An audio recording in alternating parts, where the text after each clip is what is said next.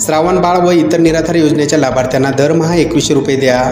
अखिल भारतीय किसान सभेची औंढा नागनाथ तहसील कार्यालय येथे निवेदनाद्वारे मागणी।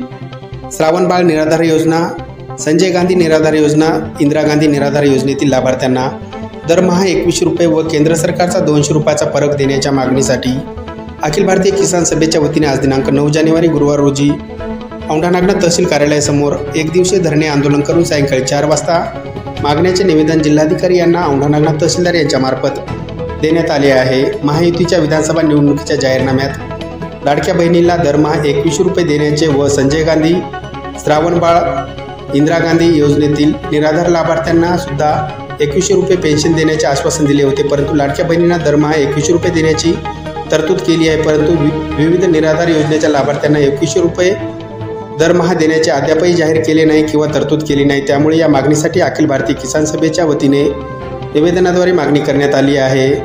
तात्काळ मागणी पूर्ण न झाल्यास 24 जानेवारीपासून धरणे आंदोलन करण्याचा इशाराही निवेदनात दिला आहे। यावेळी अंकुशराव बुधवंत, चंपतराव नाईक, खंडू मस्के, मारुती मुळे, रामा जोंधळे, द्वारकाबाई कराळे, गोपाबाई काळे, चंद्रकला बोचरे, कौसाबाई ससाने, जनाबाई जायभाई आदींच्या निवेदनावर स्वाक्षऱ्या आहेत।